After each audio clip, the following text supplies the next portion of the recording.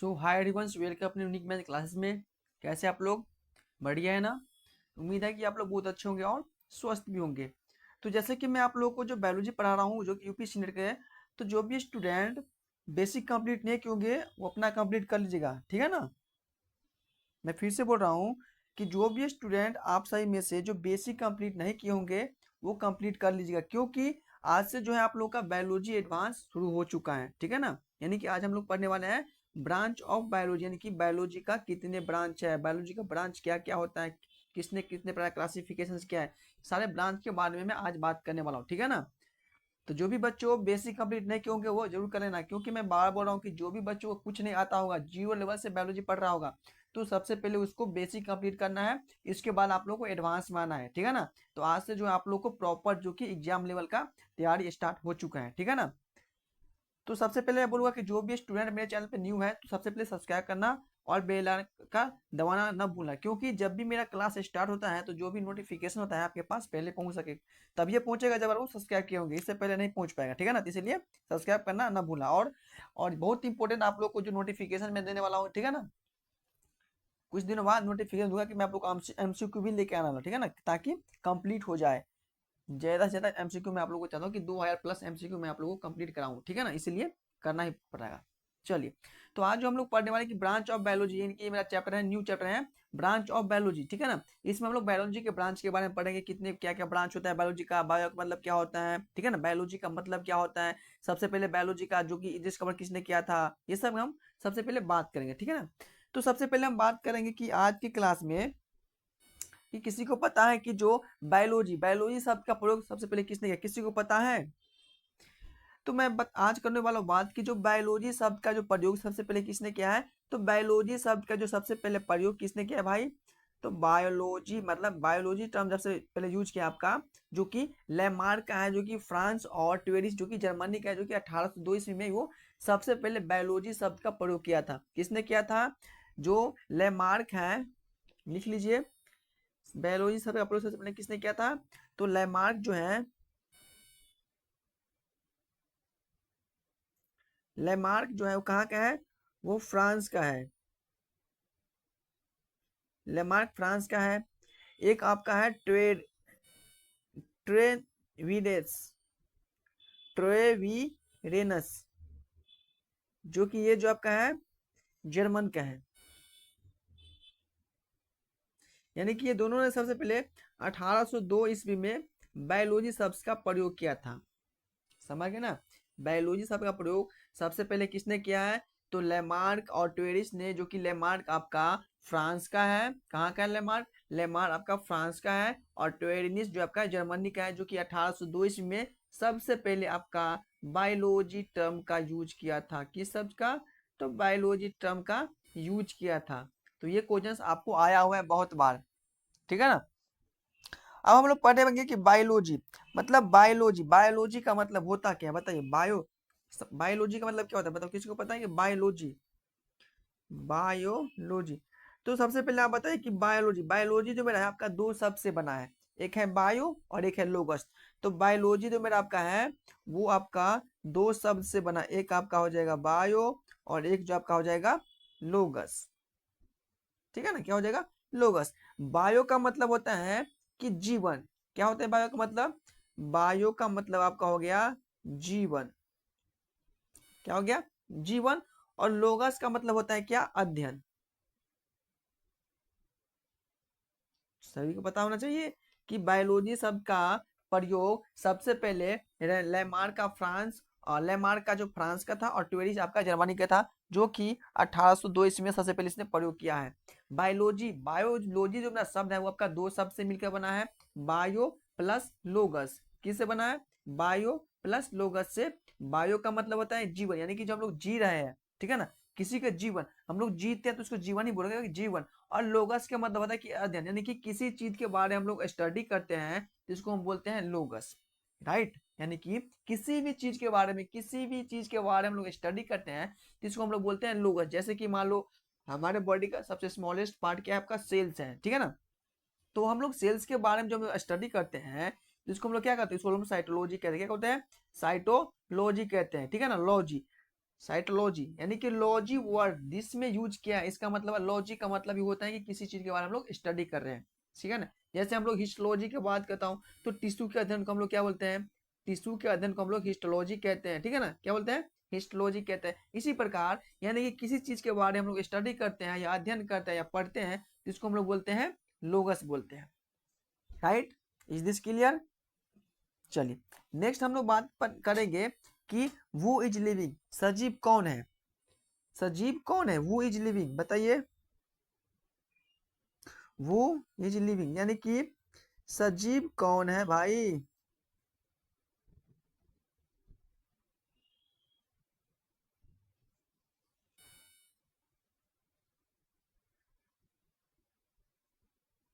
सजीव कौन है।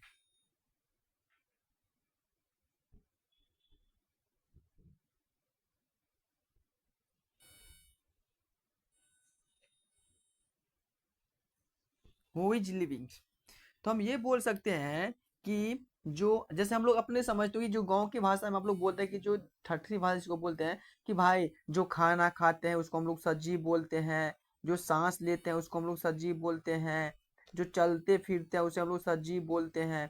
तो एक बात बताइए कि यहाँ पे मेरा मतलब कार भी क्या है, चल ही रहा है, ठीक है ना, मोटरसाइकिल भी क्या है, चल ही रहा है, साइकिल भी क्या आपका ये चलता है, क्या ये सजीव हम उसको बोल सकते हैं, ठीक है ना।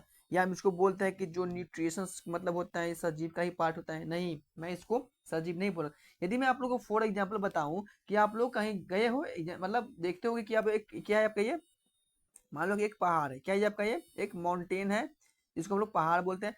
तो आप लोग देखिए कि मतलब कि पहाड़ पे क्या होता है, कुछ डस्ट जमा हो जाता है, कुछ डस्ट आपको जमा होते जा रहा है, जमा होते जा रहा है, क्या हो ये पहाड़ आपका इंक्रीज कर रहा है, क्या हो रहा है ये आपका इंक्रीज कर रहा है। तो क्या हम इसको बोलेंगे कि जो ग्रोथ हो रहा है वो आपका सजीव में हो रहा है, ठीक है ना।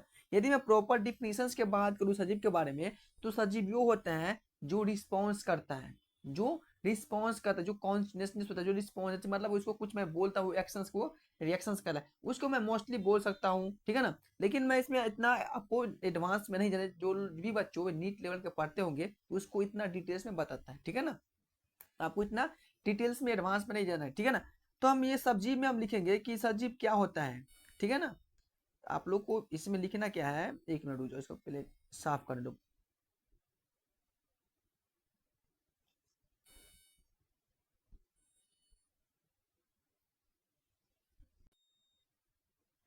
लिखिए, फर्स्ट लिखिए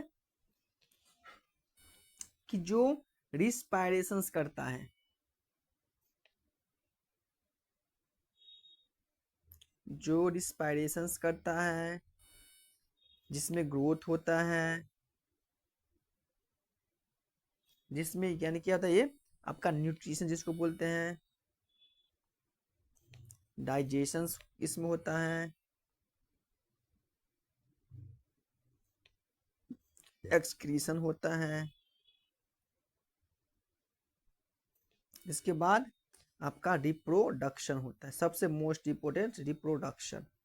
यानी कि ये जितना भी कैरेक्टर आप देख रहे हैं, जितना भी आप लोग कैरेक्टर देख रहे हैं, ये क्या है, ये आपका लिविंग है, क्या है, ये आपका लिविंग का कैरेक्टर है, किसका है, तो ये आपका लिविंग का कैरेक्टर्स है, ठीक है ना। यानी कि आप लोग जिसमें रिस्पैस मतलब क्या होता है लिविंग में, जो रिस्पैशन करता हूँ, जिसमें ग्रोथ होता हूँ, जो डाइजेशन होता है, एक्सक्रीशन मतलब जो कुछ भी पदार्थ वेस्ट पदार्थ जिनकी बाहर रिमूव हो रहा है, जैसे कि मान लो कि आप लोग क्या हो रहा है, यानी कि यूरिन जो निकलता है क्या है, ये एक्सक्रीटरी है, क्या नहीं, ये आपका जो वेस्ट मटेरियल जो कि वेस्ट वाटर वाटर जो आपका वो क्या आपका रिमूव हो रहा है। रिप्रोडक्शन जो कि इनकी वन जनरेशन से सेकेंड जनरेशन में जाने के लिए आपको रिप्रोडक्शन सबसे इंपॉर्टेंट है, क्या है, यानी कि रिप्रोडक्शन जो है आपको वन जनरेशन से आपको अनदर जनरेशन में जाने के लिए आपका रिप्रोडक्शन ही आपको रहेगा। भाई जब रिप्रोडक्शन ही नहीं होगा तो कैसे चलेगा, दुनिया चलने वाला नहीं है ना, बताओ। रिप्रोडक्शन सबसे इंपॉर्टेंट हो गया, ठीक है ना। तो ये सब आपका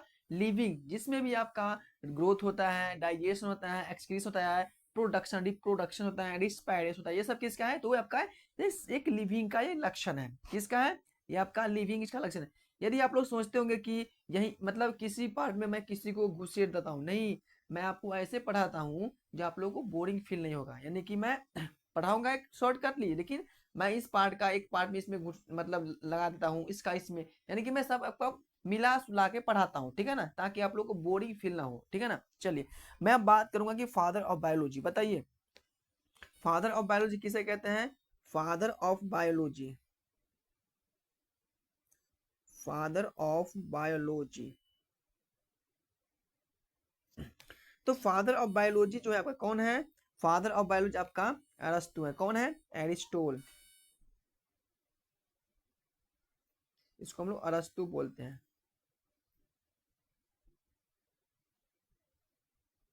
हिंदी में इसको अरस्तु बोलते हैं। फादर ऑफ बायोलॉजी कौन है आपका? अरस्तु है। फादर ऑफ जूलॉजी कौन है?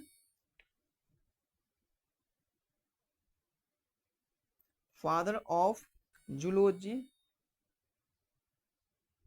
फादर ऑफ जूलॉजी भी आपका अरस्तु ही है। कौन है?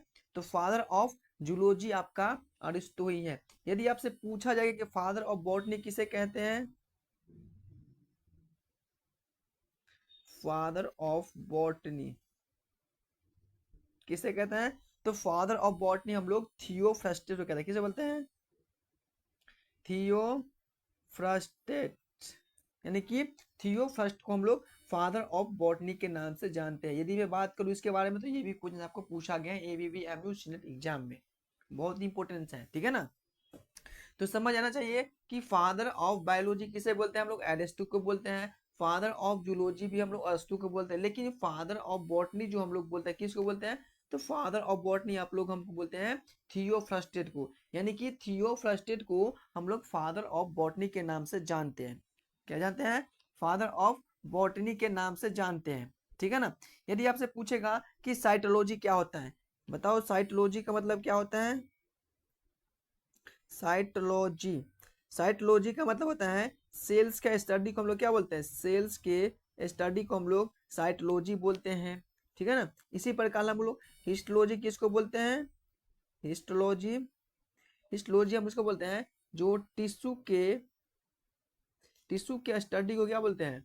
टिश्यू के अध्ययन को हम लोग हिस्टोलॉजी बोलते हैं, ठीक है ना। इसी प्रकार एक का टू जेनेटिक, यानी कि जेनेटिक का जो कोई जेनेटिक का डिस्कवर किसने बताओ, किसी ने पता है कि जेनेटिक अनुवांशिक का सिद्धांत किसने दिया था? आपका मेंडल ने दिया है। किसने दिया है? तो मेंडल ने आपका अनुवांशिकी का सिद्धांत दिया है। जितना भी मैं आप लोग को पॉइंट लिखा रहा हूँ, हर एक पॉइंट आप लोग का इंपोर्टेंस है एग्जाम के लिए, ठीक है ना। ये नहीं कि मैं जैसे सब्जेक्टिव के थ्रू मैं आप लोग को भर दूं पूरा बोर्ड और समझना है, यानी कि मैं सिर्फ पॉइंट पॉइंट ऑफ पॉइंट लिखा रहा हूँ। आपको हर एक पॉइंट आपको जी पे रहना चाहिए यार, ठीक है ना, ताकि आप लोग को एग्जाम में दिक्कत ना हो। जितना भी मैं पॉइंट लिखा रहा हूँ डायरेक्ट आपको एग्जाम में यहीं से देखेगा क्वेश्चन, ठीक है ना। डायरेक्ट पॉइंट टू पॉइंट लिखिए और अच्छे से लिखिए और अच्छे से रिवाइज करिए, ठीक है ना। चलिए अब मैं बात करूंगा कि क्लासिफिकेशन ऑफ लिविंग ऑर्गेनिज्म, किसके बारे में? क्लासिफिकेशन ऑफ लिविंग ऑर्गेनिज्म के बारे में बात करेंगे। हेडिंग लगाइए कि classification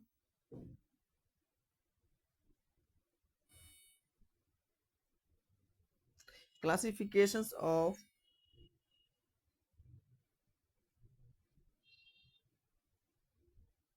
living organism, organism, classification of living organism, ठीक है ना। हम लोग बात करेंगे क्लासिफिकेशन ऑफ लिविंग ऑर्गेनिज्म के बारे में। तो जैसे कि मैं आप लोग को पहले बताया था कि जो क्या होता है, सेल से मिलकर क्या बनता है, यानी कि मान लो एक सेल्स होता है, सेल से मिलकर क्या बना? आपका टिश्यू बना, यानी कि सेल्स के ग्रुप को हम लोग टिश्यू बोलते हैं। टिश्यू के ग्रुप को हम लोग क्या बोलते हैं? ऑर्गन्स बोलते हैं। क्या बोलते हैं? ऑर्गन्स बोलते हैं। और ऑर्गन्स के ग्रुप को हम लोग क्या बोलते हैं? ऑर्गन सिस्टम बोलते हैं। क्या बोलते हैं? ऑर्गन सिस्टम का एक जो होता है इसको बोलते हैं एक इंडिविजुअल पर्सन बनता है, एक इंडिविजुअल बनता है, ठीक है ना। तो मैंने क्या बोला, मैंने कि सेल से क्या बना? सेल से आपका टिश्यू बना, सेल से आपका टिश्यू बना। टिश्यू के ग्रुप को हम लोग बोलते हैं ऑर्गन्स, टिश्यू के ग्रुप को हम लोग बोलते हैं ऑर्गन्स, और ऑर्गन्स के ग्रुप को हम बोलते हैं ऑर्गन सिस्टम, ऑर्गन सिस्टम। और ऑर्गन सिस्टम जब मिल मिल के क्या बनता है? एक इंडिविजुअल पर्सन बनता है, ठीक है ना। क्या बनता है? एक इंडिविजुअल पर्सन बनता है। तो जैसे कि मैं आप लोगों को सेल्स में ये बताए थे कि कैसे प्रकार से क्या होता है, ठीक है ना। तो हम लोग क्या बात कर रहे थे कि क्लासिफिकेशन ऑफ लिविंग ऑर्गेनिज्म के बारे में, ठीक है ना।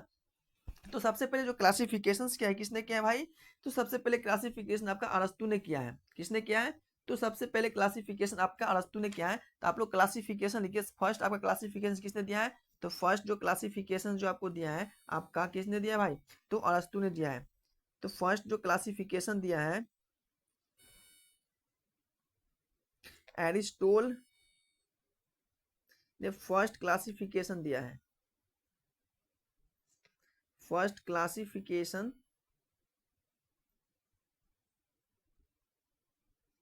ठीक है ना। सेकेंड क्लासिफिकेशन किसने दिया है, तो सेकेंड क्लासिफिकेशन आपका कार्ल लिनियस ने दिया है।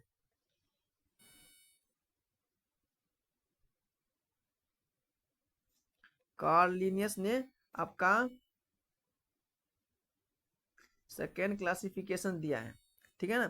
थर्ड क्या, थर्ड मतलब तीसरा क्लासिफिकेशन किसने दिया है, तो तीसरा जो क्लासिफिकेशन जो आपका दिया है वो आपका हेकल ने दिया है। तो थर्ड क्लासिफिकेशन जो आपका हेकल ने आपका थर्ड क्लासिफिकेशन दिया है। अगला कौन सा हो जाएगा, तो फोर्थ चौथा क्लासिफिकेशन जो आपका दिया है कोपलैंड ने दिया है। कोपलैंड ने आपका फोर्थ क्लासिफिकेशन दिया है, कोपलैंड ने आपका फोर्थ क्लासिफिकेशन दिया है। और फिफ्थ जो क्लासिफिकेशन दिया है आपका किसने दिया है, तो आर एच विटिकर ने, आर एच विटिकर ने आपका फिफ्थ क्लासिफिकेशन दिया है। तो ये आप लोग नोट कर लीजिएगा कि यहाँ से क्वेश्चंस पूछा जाता है क्लासिफिकेशंस के बारे में। तो सबसे पहले कौन सा मैं बताऊं, कि सबसे पहले मैं बोला कि जो फर्स्ट क्लासिफिकेशन आपका एरिस्टोटल ने दिया है, किसने दिया है, एरिस्टोटल ने दिया है। सेकंड क्लासिफिकेशन आपका कार्ल लिनियस ने दिया है, ठीक है ना। थर्ड क्लासिफिकेशन आपका हेक्कल ने दिया है। फोर आपका कोपलैंड ने दिया, और फिफ्थ जो क्लासिफिकेशन जो आपका है आर एच विटिकस ने दिया है। तो बताया कि इतना जितना मैं बताया हूँ इतना पॉइंट आप सभी को क्लियर होना चाहिए,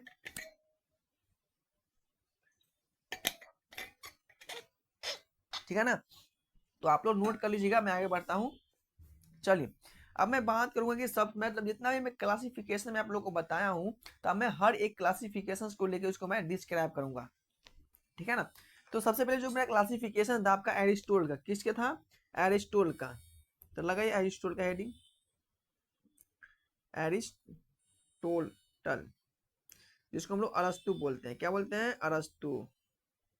चलिए देखिए, अरस्तु ने सबसे पहले क्लासिफिकेशंस किए थे, जो कि फर्स्ट क्लासिफिकेशन दिया है, जो कि वो साइंटिफिक तरीके से मेरा आपका अरस्तु ने क्लासिफिकेशन दिया है। जिन्होंने प्लांट को क्या किया है, प्लांट को उसके साइज के, उसके शेप के आधार पर उसको क्लासिफाई किया गया है। एनिमल्स को किस प्रकार से उसको क्लासिफाई किया गया है, एनिमल को इसने रेड ब्लड और नॉन रेड ब्लड के आधार पर अपना जो अरस्तु ने आपका क्लासिफिकेशन किया है, किसको, तो एनिमल्स को किया है, ठीक है ना। तो ये आपको नोट कर लीजिए, बहुत इंपॉर्टेंट पॉइंट है कि जो सबसे पहले यानी कि first classification given by Aristotle, जो कि वो आपका किस प्रकार साइंटिफिक तरीके से उसने क्लासिफिकेशन किया गया, किस प्रकार से किया गया है, तो जो है आपका साइंटिफिक तरीके से उसने क्लासिफिकेशन किया है। आपका जो है अरिस्टोटल ने वो आपका साइंटिफिक तरीके से क्लासिफिकेशन किया है। फर्स्ट आपका जो कि प्लांट को क्लासिफिकेशन किया गया है, प्लांट्स को उसने शेप के साइज पे उसको क्लासिफाई किया गया है, उसके साइज के आधार पर उसको क्लासिफिकेशन किया गया है, ठीक है ना, किसको, प्लांट को। यदि मैं बात करूं एनिमल्स को,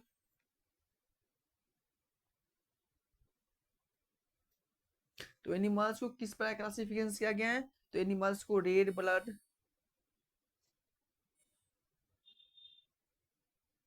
और नॉन रेड ब्लड आधार पर उसको क्लासिफिकेशन किया गया है। समझ में आ गया, समझ गए ना। यानी कि जो एरिस्टोटल ने वो सबसे पहले वो क्लासिफिकेशन किया दिया, फर्स्ट क्लासिफिकेशन जो दिया आपका अरस्तु ने दिया है। अरस्तु ने आपका साइंटिफिक तरीके से क्लासिफिकेशन किया गया है। अरस्तु ने आपका टू टाइप से क्लासिफिकेशन दिया है। फर्स्ट आपका प्लांट के बारे में बताया और एक एनिमल्स के। उसने प्लांट को जो क्लासीफाई किया गया है शेप के आधार पर और साइज के आधार पर उसने क्लासिफिकेशन किया गया अरस्तु ने। और जो एनिमल्स को जो क्लासिफिकेशन किया अरस्तु ने आपका रेड ब्लड और नॉन रेड ब्लड के आधार पर आपका अरस्तु ने क्लासिफिकेशन किया गया है, ठीक है ना। और अरस्तु ने एक बुक लिखा है, इस बुक का नाम है आपका हिस्टोरिया एनिमेलियम। क्या नाम है? और उसने एक बुक लिखा है, उसने एक बुक का डिस्कवरी किया है, इस बुक का नाम है आपका हिस्टोरिया एनिमेलियम, ठीक है ना। इस बुक का नाम है हिस्टोरिका एनिमेलियम, जिसमें उसने 500 प्रकार के जंतुओं का वर्णन किया है। जिसमें इसने क्या किया है आपका 500 प्रकार के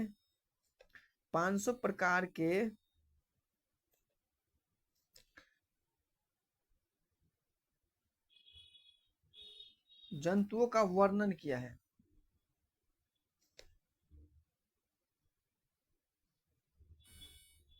राइट। कितने प्रकार किया गया है? तो अरस्तु ने आपका जो बुक लिखा है, इस बुक का नाम है आपका हिस्टोरिका एनिमेलियम। और इसने आपका 500 प्रकार के, कितने प्रकार? 500 प्रकार के जो कि जंतुओं को उसने क्या किया है आपको वो वर्गीकरण किया गया है, ठीक है ना, उसने वर्णन किया है। और एक जो बुक लिखा है आपका थियोफ्रस्टस ने एक बुक और लिखा है इसमें, चलो लिखा अगला एक बुक जो लिखा है आपका थियोफ्रस्टस ने लिखा है,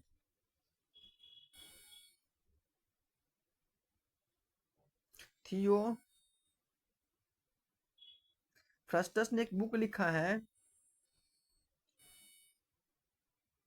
बुक का डिस्कवरी किया है। ये बुक का नाम क्या है? तो इस बुक का जो नाम आपका हिस्टोरिया, यानी कि हिस्टोरिया समय ये बुक का नाम याद आ गया, ठीक है ना। इसका नाम हिस्टोरिका प्लांटेरम,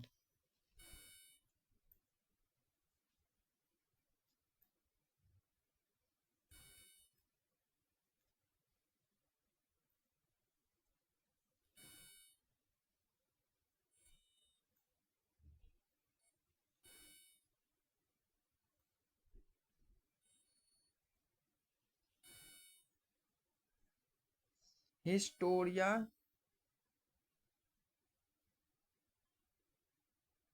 प्लांटेरम, राइट। यानी कि थियोफ्रस्टस ने भी एक बुक लिखा है, उसने इस बुक का नाम है आपका, क्या नाम है भाई? इस बुक का नाम है हिस्टोरिका प्लांटेरियम। उसने क्या किया है, उसने 500 प्रकार के, कितने प्रकार का भाई? 500 प्रकार के पौधों का क्या किया है वर्गीकरण किया गया है। 500 प्रकार के पौधों का क्या किया है वर्णन किया है। कंफ्यूज मत होना है, मैं इसलिए दोनों वर्ड बता दिया हूँ कि आपका थियोफ्रस्टस ने भी क्लासिफिकेशन किया सेम, यानी कि 500 प्रकार के उसने भी किया है और 500 प्रकार के आपका अरस्तु ने किया है। लेकिन अरस्तु ने जो किया है क्लासिफिकेशन वो एनिमल्स का किया है, 500 प्रकार के जंतुओं को क्लासिफिकेशन किया है। उस बुक का नाम है हिस्टोरिका एनिमेलियम। और जो कि आपका थियोफ्रस्टस ने जो क्लासिफिकेशन किया है वो आपका पेड़ पौधों को क्लासिफिकेशन किया जो कि 500 प्रकार का। और ये जो आपका हिस्टोरिका प्लांटेरम इस बुक का नाम है, ठीक है ना। ये था आपका अरस्तु का बारे में। नेक्स्ट जो सेकेंड क्लासिफिकेशन जो आपको दिया है, किसने दिया है? तो कार्ल लिनियस ने दिया है। सेकेंड क्लासिफिकेशन जो आपका है कार्ल लिनियस ने दिया है। तो लिखिए सेकेंड क्लासिफिकेशन।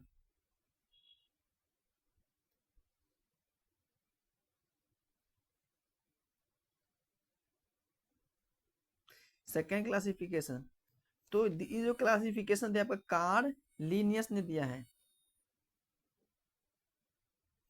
लिनियस ने दिया, कारोलस लिनियस ने, किसने दिया है? कार्लस लिनियस ने दिया है, ठीक है ना। वो आपका वो जो क्लासिफिकेशन किया वो आपका मॉडर्न तरीके से दिया है। किस प्रकार दिया है? तो वो आपका वो मॉडर्न तरीके से उसने क्लासिफिकेशन किया गया है। मॉडर्न क्लासिफिकेशन किसने दिया भाई आपका? तो कार्ल लिनियस ने मॉडर्न क्लासिफिकेशन दिया है।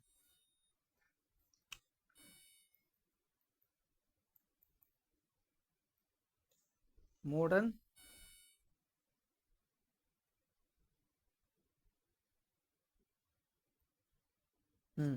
मॉडर्न क्लासिफिकेशन किसने दिया है? तो आपका कार्ल लिनियस, मॉडर्न क्लासिफिकेशन दिया आपका वो किस प्रकार किसने दिया है? तो कार्ल लिनियस ने दिया है। ये बहुत इंपॉर्टेंट बात है, ठीक है ना। लेकिन यहाँ से मैं एक और बात पढ़ूंगा कि जो फादर ऑफ टेक्सोनॉमी के नाम से किसको हम लोग जानते हैं, तो हम लोग कार्ल लिनियस को ही जानते हैं। वेरी वेरी इंपॉर्टेंट पॉइंट कि जो हम लोग टेक्सोनॉमी के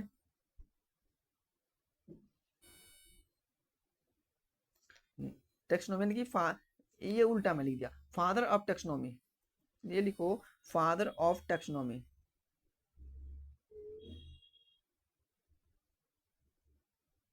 फादर ऑफ टेक्सोनॉमी, पेन से थोड़ा प्रोग्राम कर रहे हैं। फादर ऑफ टेक्सोनॉमी किसको बोलते हैं आप लोग, तो कार्ल लिनियस को ही बोलते हैं। किसको बोलते हैं भाई, तो कार्ल लिनियस को ही हम लोग फादर ऑफ टेक्सोनॉमी के नाम से जानते हैं। Is this clear? चलिए, तो समझ में आया कि जो सेकेंड क्लासिफिकेशन किसने दिया है, तो आपका कार्ल लिनियस ने दिया है। वो मॉडर्न तरीके से क्लासिफिकेशन किया है और इसको हम लोग फादर ऑफ टेक्सोनॉमी के नाम से जानते हैं। यही बात रहे, यहाँ पे एक बात आया कि taxonomy, what is taxonomy, taxonomy कहते किसको है। तो ये टेक्सोनॉमी का वर्ड जो होता है, वो टेक्सोनॉमी का मतलब होता है कि कोई चीज को हम लोग सबसे पहले क्या कहते हैं, उसको पहचान से हैं, ठीक है ना, उसको हम लोग आइडेंटिफिकेशन करते हैं, फिर इसका नोमेनक्लेचर्स करते हैं, फिर क्या करते हैं, उसको हम लोग क्लासिफिकेशंस करते हैं। यानी कि टेक्सोनॉमी वर्ड में आपको 3 वर्ड शामिल है। सबसे पहले आइडेंटिफिकेशंस, नोमेनक्लेचर्स और आपका क्लासिफिकेशन। तो टेक्सोनॉमी वर्ड मेरा 3 वर्ड से मिलकर बना है, आइडेंटिफिकेशंस, नोमेनक्लेचर्स और क्लासिफिकेशन। तीनों वर्ड को जब मिलाते हैं तो आपको टेक्सोनॉमी बनते हैं। क्या बनते हैं, तो टेक्सोनॉमी बनते हैं, ठीक है ना। तो टेक्सोनॉमी का मतलब समझ गए ना, क्या होता है टेक्सोनॉमी का मतलब। चलिए, तो टेक्सोनॉमी का मतलब हुआ है कि सबसे पहले टेक्सोनॉमी का मतलब होता है, देखिए टेक्सोनॉमी क्या होता है, टेक्सोनॉमी क्या होता है, देखिए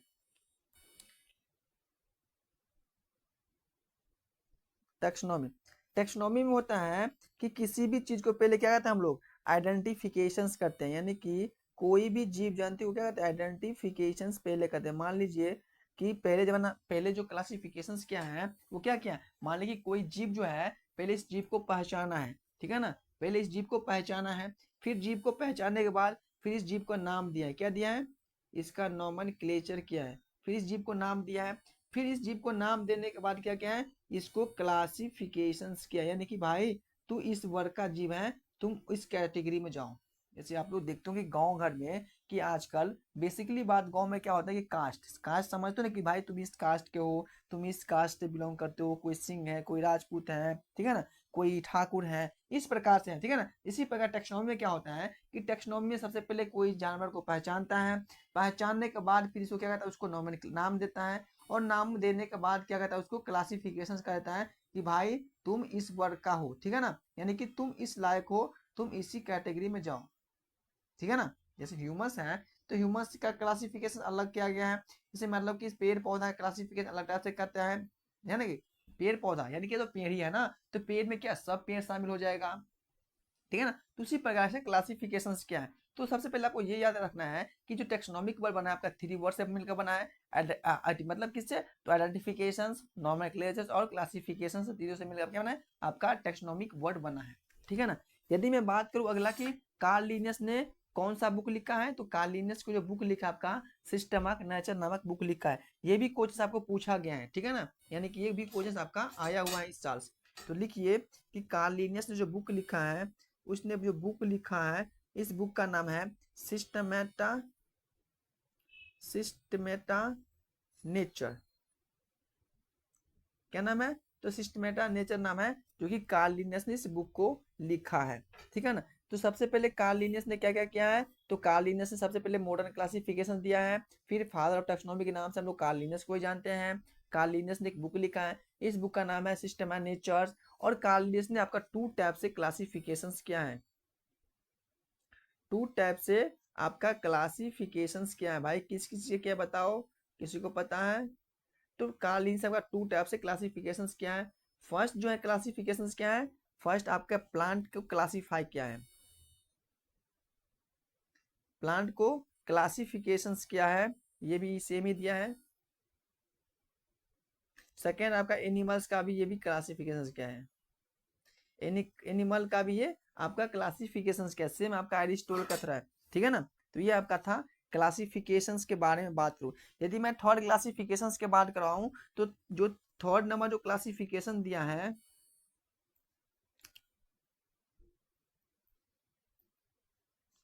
थर्ड क्लासिफिकेशन जो दिया है आपका, किसने दिया है? मैं बताऊं कि हेक्कल ने दिया, किसने दिया है? तो थर्ड आपका हेक्कल ने दिया है, यानी कि गिवन बाय हेक्कल, यानी कि हेक्कल ने आपका 3 प्रकार का क्लासिफिकेशन किया गया है। इसमें सबसे पहले क्या कौन सा हो जाएगा? तो फर्स्ट इसमें आपका हो जाएगा प्लांट, प्लांट किंगडम जिसको बोलते हैं। सेकेंड आपका animal kingdom.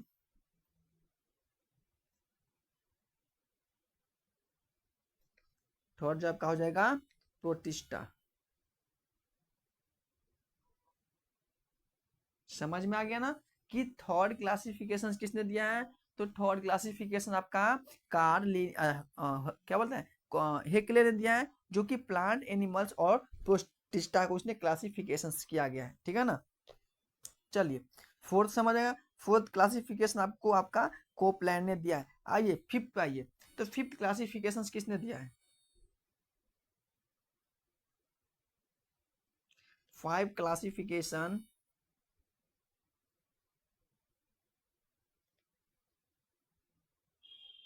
Given by R.H. विटिकर, यानी कि फिफ्थ क्लासिफिकेशन आपका R.H. विटिकर ने दिया है। सबसे पहले इसने क्या किया था? तो ये प्लांट को क्लासिफिकेशन किया है। सेकंड किया है, सेकंड एनिमल्स को क्लासिफिकेशन किया है। तीसरा क्या है? तो इसने प्रोटिस्टा को भी इसने क्लासिफिकेशन किया गया है। फोर्थ क्या क्लासिफिकेशन किया गया है? तो मोनेरा को भी ये क्लासिफिकेशन किया है। और फिफ्थ जो आपका है आपका फंगी का भी उसने क्लासिफाई किया गया है। समझ में आ गया कि जो फिफ्थ क्लासिफिकेशन किसने दिया है? तो फिफ्थ क्लासिफिकेशन जो है आपका R.H. विटिकर्स, जो महान साइंटिस्ट थे, उसने क्लासिफिकेशन किया गया है। वो प्लांट को भी क्लासिफाई कर दिया गया है, एनिमल्स को भी उसने किया है, और प्रोटिस्टा का भी किया है, मोनेरा को किया और फंगी को भी है। ये पांचों क्लासिफिकेशन आपका R.H. विटिकर साहब ने दिया है। किसने दिया है? तो R.H. विटिकर साहब ने दिया है, ठीक है ना। चलिए आइए अपने टॉपिक पे।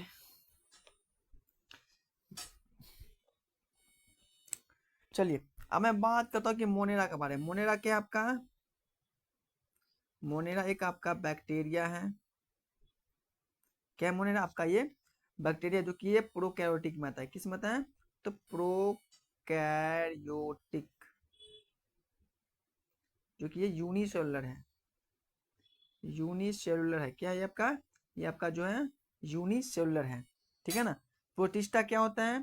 तो प्रोटिस्टा जो आपका,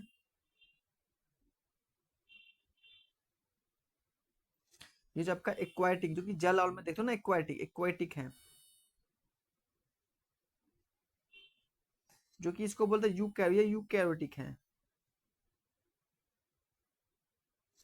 जो कि इसको ये भी क्या आपका, ये यूनिसेलुलर है। यूनिसेलुलर है, ये एक्सेप्शन है। एग्जाम्पल के तौर पर लिख लीजिए, अमीबा,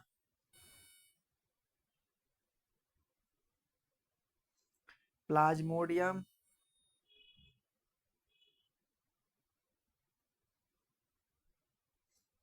पैरामीशियम, नेक्स्ट आपका यूग्लिना।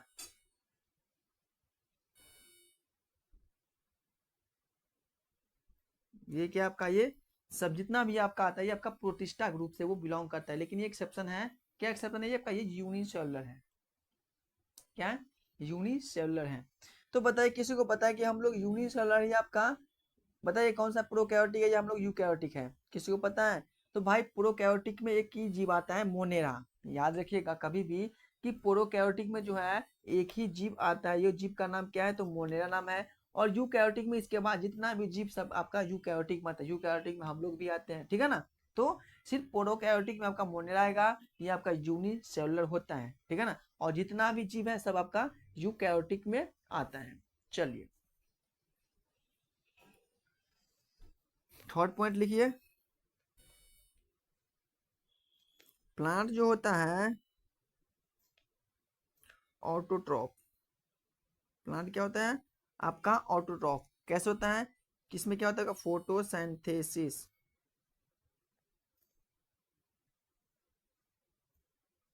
फोटोसिंथेसिस कैसे? इसमें क्लोरोफिल होता है,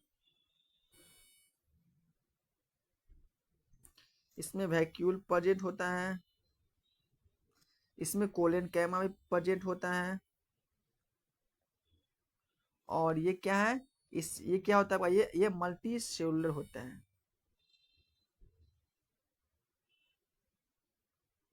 जितना भी मैं बोला ये आपका सब प्लांट में प्रेजेंट होता है। समझ में आ गया? प्लांट क्या है आपका? एक आउटरॉफ होता है। प्लांट क्या होता है? प्लांट में आपका ऑटो फोटोसिंथेसिस होता है। प्लांट में क्लोरोफिल प्रेजेंट होता है पत्ती में। इसमें क्या होता है? इसमें वैक्यूल भी होता है, प्लांट में बड़े बड़े वैक्यूल्स। ये कोलेन कैमा होता है। बताओ कैसे कोलेन कैमा? प्लांट क्या होता है? फ्लेक्सिबल होता है ना, वो कोलेन कैमा के कारण प्लांट जो होता है वो फ्लेक्सिबल होता है। इस वजह मल्टी सेल, यानी कि वो एक से ज्यादा सेल से बना है क्या आपका प्लांट बना है। ये सारा प्लांट का था। देखिए इतना शॉर्ट में बता रहा हूँ कि आप लोग को कहीं जाना नहीं पड़ेगा। आप लोग शॉर्ट लिखिए, जितना शॉर्ट लिख सकते हैं उतना शॉर्ट लिखिए, ताकि पढ़ ऐसा लिखिए कि पढ़ ना पाए, लेकिन ऐसा लिखिए कि पढ़ पाए अच्छे से। ठीक है ना? समझ गए हो? चलो, चलो नेक्स्ट हम लोग पढ़ने वाले हैं एनिमल्स। तो ये सब आपका प्लांट के बारे में जितना भी आप लोग प्लांट में है।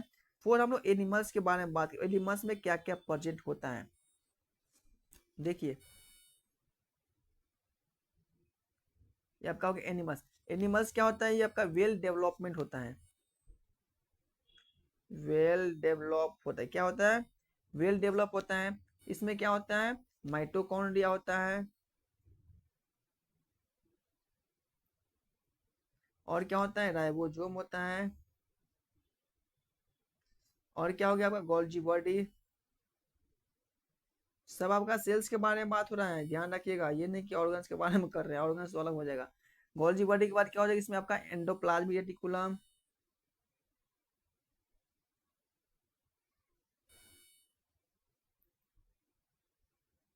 एंडोप्लाज्मिक रेटिकुलम, फिर एसेक्ट्रा। ये था आपका बेसिक एनिमल्स और प्लांट्स के बारे में बात। Is this clear? सभी क्लियर? ये था आपका बेसिक प्लांट्स और एनिमल्स के बारे में बात। अब मैं बात करूंगा कि बायनोमिकल नोमेनक्लेचर्स। बायनोमिकल नोमेनक्लेचर्स क्या होता है?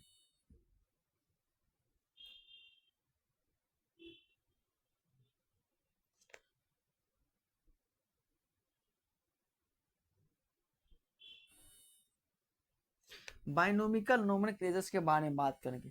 तो आप लोगों को पता होगा कि जो बायनोमिक नोमेनक्लेचर्स का मतलब होता है कि कोई चीज को क्या एक शॉर्ट नाम दिया है। इसमें क्या होता है? इसमें एक नाम देता है, जैसे कि इसमें क्या होता है? सारा ग्रुप इन्वॉल्व होता है। ऐसे आप लोग सोचते होंगे कि जूलॉजिकल नोमेनक्लेचर्स, इसका मतलब जंतु का नामकरण। जंतु का नामकरण, जितना भी जीव जंतु होता है आपका, वो जूलॉजिकल नोमेनक्लेचर्स में वो क्या होता है? उसको क्लासिफिकेशन किया गया है। समझ में आना चाहिए कि जितना भी जीव जंतु है उसको जूलॉजिकल नोमेनक्लेचर में इसको रखा गया है। जूलॉजिकल में यानी कि जीव जंतु जितना भी है सब आपका जूलॉजी में आएगा। जितना भी आपका पेड़ पौधा होता है ये सब आपका किस में आता है? पता है? बॉटनी में आता है। सभी को पता है, जो भी पढ़े होंगे 12th में, तो इसको पता होना चाहिए ना कि जितना भी जीव जंतु हो उसको हम लोग जूलॉजिकल से स्टडी करते हैं, और जितना भी पेड़ पौधा उसको हम लोग बॉटनी के नाम से आता है, इसमें हम स्टडी करते हैं। तो सबसे पहले लिखिए कि बायनोमिक नोमेनक्लेचर्स में एक होता है आपका जूलॉजिकल नोमेनक्लेचर्स, एक होता है आपका बॉटनिकल नोमेनक्लेचर्स। एक होता है क्या? जूलॉजिकल नोमेनक्लेचर, और एक होता है आपका botanical nomenclature.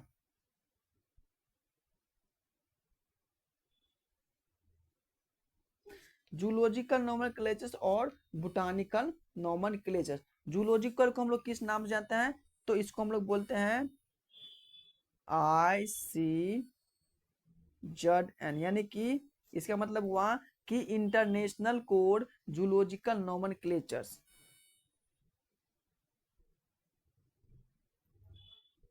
International code zoological nomenclatures. Botany को हम लोग किस नाम से जानते हैं? तो आई सी सॉरी ICBN, यानी कि इंटरनेशनल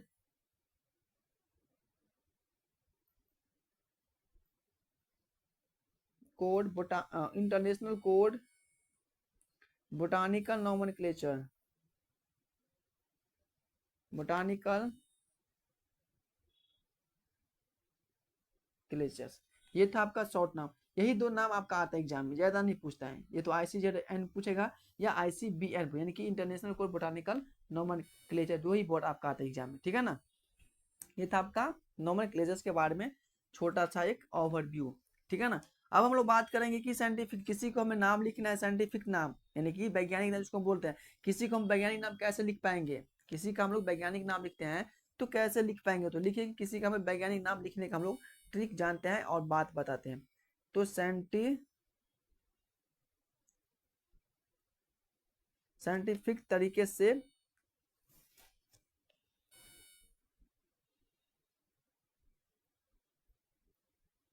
रूल लिखे,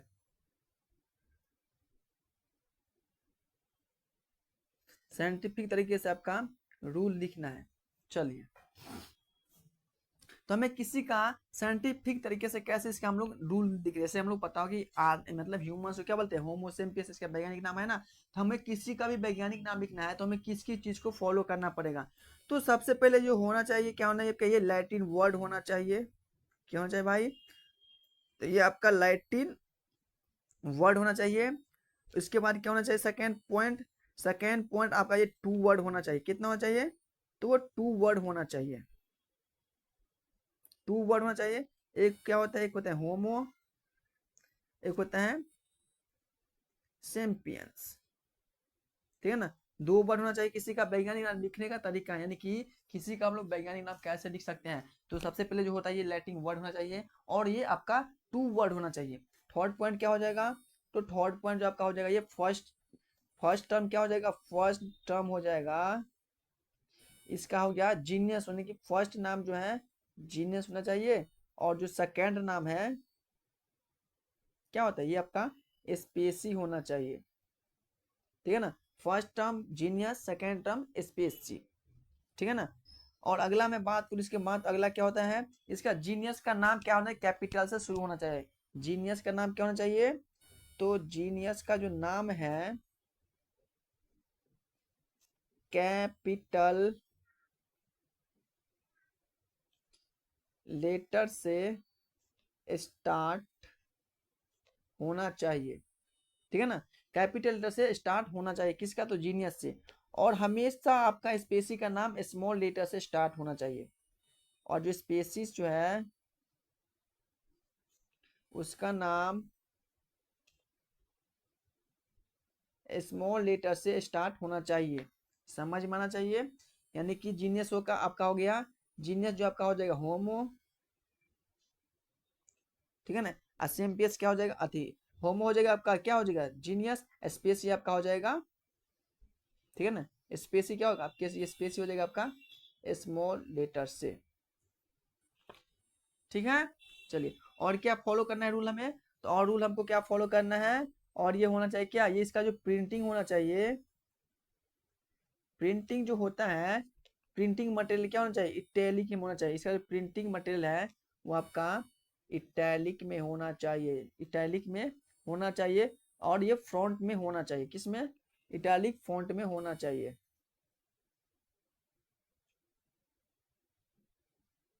इटैलिक फ्रंट में आपका होना चाहिए। इसके बाद क्या होना चाहिए आपका, इसके बाद और मैं बोलूँ तो और क्या होगा, इसका हैंड राइटिंग में अंडरलाइन होना चाहिए। जिस जो भी आप लोग लिखे हैं वैज्ञानिक नाम, इसका हैंड राइटिंग जो है क्या होना चाहिए, अंडरलाइन, अंडरलाइन। कैसे पता है, देखो ऐसे, ये आपका होम हो गया, ये आपका सेम्पियस, ये होता है अंडरलाइन, ऐसे वर्ड होना चाहिए, ठीक है ना, ऐसे आपका अंडरलाइन होना चाहिए। क्लियर। तो क्या क्या हमें फॉलो करना है कि किसी का भी हमें वैज्ञानिक नाम लिखना है तो हमें क्या क्या फॉलो करना है भाई, बताया ना, मैं आपको बताया हूँ क्या क्या फॉलो करना है, बताइए जल्दी से क्या क्या फॉलो करना है। यदि किसी का हमें वैज्ञानिक नाम लिखना है तो सबसे पहले जो वर्ड होगा आपका ये लैटिन वर्ड होना चाहिए। और ये वर्ड आपका टू वर्ड होना चाहिए, एक होमो होना चाहिए, आप एक है सेम्पियंस होना चाहिए। सेकेंड बात क्या हो जाएगा, इसका जो फर्स्ट टर्म हो जाएगा आपका जीनियस होगा, फर्स्ट टर्म आपका जीनियस, और सेकेंड आपका वर्ड आपका स्पेसी होना चाहिए।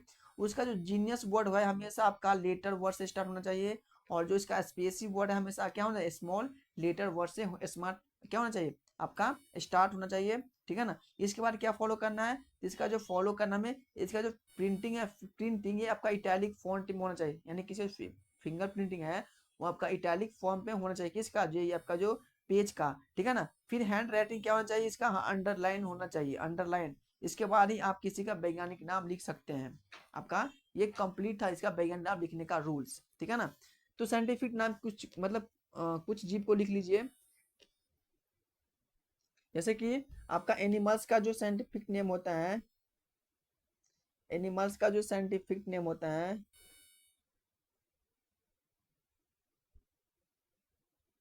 सॉरी एनिमल्स बोला, ये आपका एनिमल्स हो जाएगा, ये आपका एनिमल्स हो गया, और ये आपका क्या हो गया, स्पेसी, यानी कि साइंटिफिक नेम,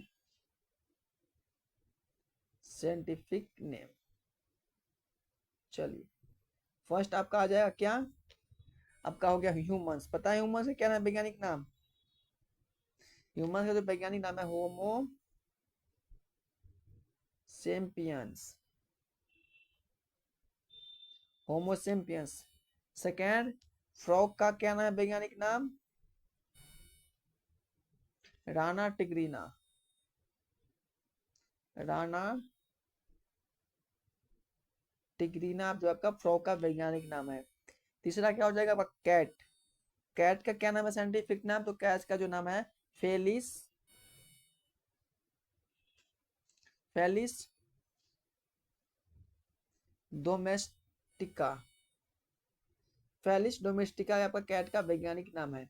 नेक्स्ट लिखो, लायन का वैज्ञानिक नाम क्या है, शेर का, तो शेर का जो वैज्ञानिक नाम है पैंथेरा लियो, क्या नाम है, पैंथेरा लियो। फिर आपका जो गाय है, कौ है, उसका वैज्ञानिक नाम क्या है, तो कौ का नाम है बास इंडिका, बास इंडिका। फिर जो आपका हो जाएगा जो कि बफाइलो जिसको भैंस बोलते हैं, बफेलो को साइंटिफिक नाम है अल्फाज, क्या नाम है, अल्फाज। तो ये था आपका जो कि छह छह जो मैं लिखाया हूँ, यदि क्वेश्चंस आएगा भी तो ये छह से बाहर क्वेश्चंस नहीं जाएगा आपका साइंटिफिक नेम में। ठीक है ना। चलिए, तो ये आपका क्या करना है, इसको आपको याद करना है, अच्छे से याद कर लेना है, जो भी मैं आपको नोट्स दिखाया हूँ। बहुत शॉर्ट नोट्स में आप लोगों को बताया हूँ। ठीक है ना, बहुत इजी नोट्स हैं, इसको आप लोग अच्छे से सजा के लिखना है। ये तो मैं तो आपको लिख रहा हूँ क्योंकि मेरा यहाँ पे बोर्ड में थोड़ा प्रॉब्लम है और पेंसिल में, इसीलिए। बट आपको क्या करना, अच्छे से इसको सजा के लिखना है, रफ तो कर ही लोगे आप लोग ना, तो इसको अच्छे से सजा के लिखना है और देखने में अच्छे लगे और पढ़ने में भी अच्छे लगे। ठीक है ना। तो देखिए जो आज जो आपको बायोलॉजी जो है आपका एडवांस शुरू हो चुका है, मैं आपको पहले बोल चुका हूँ कि आपको बायोलॉजी आज से एडवांस स्टार्ट हो चुका है। देखिए एडवांस में मैं आप लोग पढ़ा हूँ, चैप्टर का नाम था मेरा आपका ब्रांच ऑफ बायोलॉजी, क्या नाम था, ब्रांच ऑफ बायोलॉजी, यानी कि जितना भी बायोलॉजी का ब्रांच है मैं आप आज कवर कर लिया हूँ। ठीक है ना। तो ये आपका आज हो गया चैप्टर कंप्लीट, कंप्लीट हो गया चैप्टर। ठीक है ना। बहुत इंपॉर्टेंट चैप्टर है, यहाँ से क्वेश्चन हर साल पूछता है। मैं जितना भी आप लोगों को चैप्टर पढ़ाऊंगा ना, हर में से क्वेश्चन पूछा ही पूछा है। ठीक है ना। चलिए, तो जो भी बच्चों न्यू है, जो भी मेरे चैनल से जुड़े हैं न्यू, वो सबसे पहले मेरा बेसिक जो पढ़ाए हुए हैं वो कंप्लीट कर लो, आपसे रिक्वेस्ट है, तभी आप लोग आगे अच्छे से समझ पाओगे। ठीक हो, मैं आप लोग को बायोलॉजी पढ़ाता हूँ ना, वो सबसे पहले मैं आपको एनसीईआरटी बेस्ड जाता है, प्लस में आपका कंपटीशन भी इसी में इन्वॉल्व रहता है। और थर्ड क्या बात है, जो ये कुछ तो टॉपिक जो एक्स्ट्रा नॉलेज होता है मैं इसमें इन्वॉल्व करता हूँ। मैं थ्री टाइप से मैं आप लोग को बायोलॉजी पढ़ा रहा हूँ। ठीक है ना। क्वेश्चन आएगा भी तो, यदि कंपटीशन लेवल से आए तो कंपटीशन 100% आ ही जाएगा, एनसीईआरटी से आए तो एनसीईआरटी से भी आ जाएगा, और यदि मैं एक्स्ट्रा मैन से भी दे सकते हैं तो एक्स्ट्रा से भी आपका क्वेश्चन आ सकता है। इसीलिए मैं आप लोगों को थ्री टाइप से आप लोगों को बायोलॉजी पढ़ा हूँ, यानी कि सब मिक्स करके। ठीक है ना। आप लोगों को टेंशन नहीं लेना है। ठीक है ना, बायोलॉजी के लिए कि भाई कैसे होगा, बायोलॉजी के लिए मैं गारंटी ले रहा हूँ आप लोग पास हो जाओगे, सिर्फ अच्छे से पढ़ो। ठीक है ना। तो ठीक है बच्चों, मिलते हैं हम नेक्स्ट क्लास में, जो कि आपका नेक्स्ट जो चैप्टर रहने वाला है कौन सा पता है ना, नेक्स्ट जो चैप्टर रहने वाला है आप लोग को, ये चैप्टर का नाम है लाइफ प्रोसेस। ठीक है ना। नेक्स्ट चैप्टर आप लोग कंप्लीट करके आएगा, लाइफ, लाइफ प्रोसेस जो चैप्टर आप लोग कंप्लीट करके आएगा। ठीक है ना। तो मिलते हैं नेक्स्ट क्लास में बच्चों, ठीक है ना। Bye bye, take care, tata, और अपने पढ़ाई पे ध्यान देना और लाइक करके जाना ही जाना है, ठीक है ना। चलिए।